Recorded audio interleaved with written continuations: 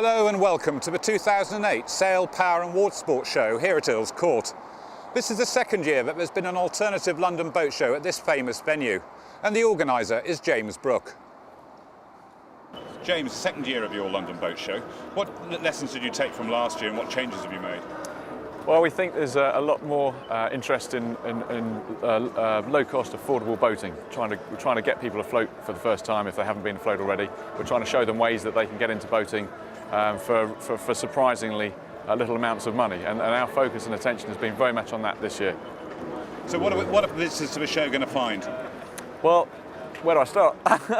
We've got live wakeboarding going on here. We've got the Bows live stage, with 4 bands playing live every day, including the ZZ Top tribute band, which will be great. We've got an extraordinary display of yachts, powerboats, ribs, dinghies, all over the place. We've got the Royal Marine Commandos that are going to be abseiling out of the roof every day. Father Christmas will be dropping in. I'm really confident that even though people are saying, oh, the economy, that this is actually something that will provide people with an opportunity to have bargains and deals, and for exhibitors an opportunity to do good business. There's a better feel to the show than last year, and there were more people coming through the turnstiles. The show fills Earls Court 1, but the second hall and the mezzanine level were not being used. TV presenter Katie Derham opened the show on the main stage. It gives me great pleasure to pronounce this show well and truly open.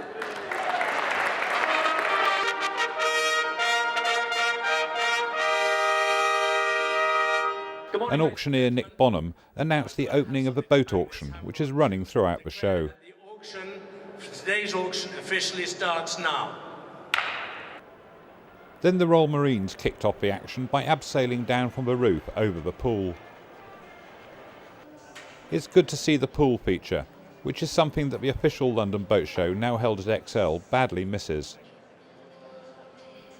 As well as being full of boats, the pool sees some great action, with the show's own wakeboarding tournament, with pro riders aiming to win the Rail Masters title.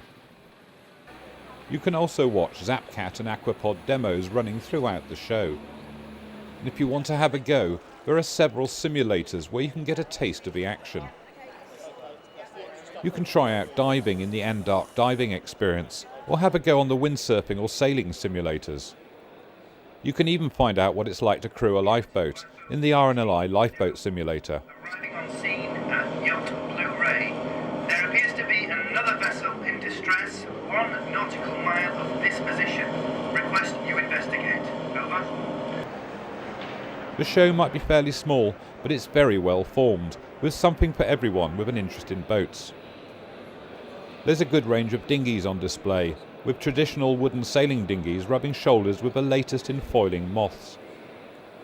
Whether you want a dinghy for pottering or racing, for single-handed sailing or cruising with the family, there are plenty of examples on display. Power enthusiasts also have a good range to choose from. Whether you're into ribs or sports boats, there's lots to look at. And they're not all modern glass fibre speedsters either. There are some beautiful examples of classic wooden powerboats that put their plastic cousins in the shade. Want something a bit smaller and cheaper?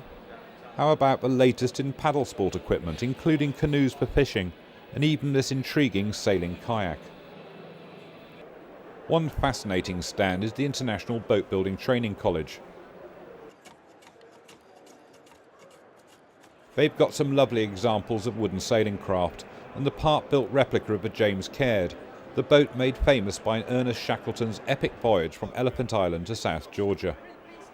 This replica is being built for explorer Tim Jarvis to reenact Shackleton's amazing journey. It was Alexandra Shackleton's original brainchild to retrace Shackleton's journey. She really was interested in seeing what it would be like to try things the old way and try this most amazing of journeys.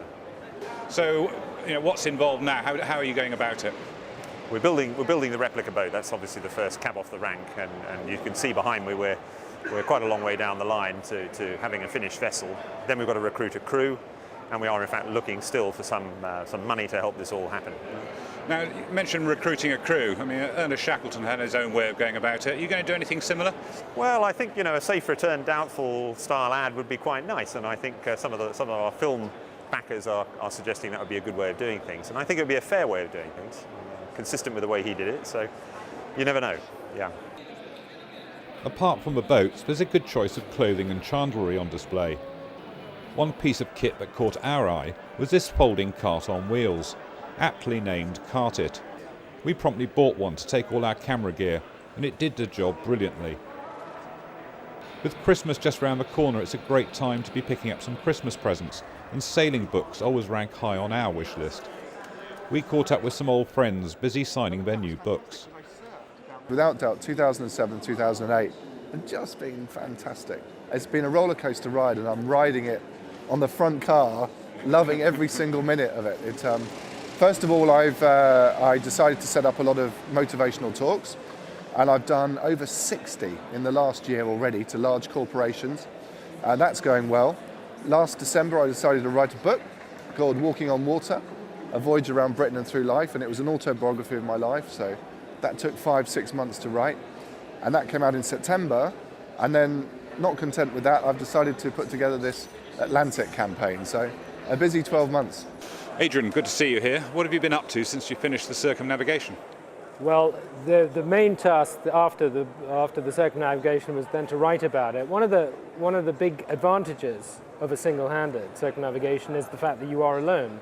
And if you're built that way and you enjoy the solitude and so on, that's great. But it has a big disadvantage, which is that you can't share it, which is a bit of a juxtaposition. And the book was very important for that reason, that it was a way of sharing my experiences with a wider public. So I finished writing the book, quite an intense effort to get it done. And then after that, I was marketing the book and trying to just chill out a little bit and think about what the next expedition is. Dag, your 34th book, I understand. Disasters at Sea is number 34.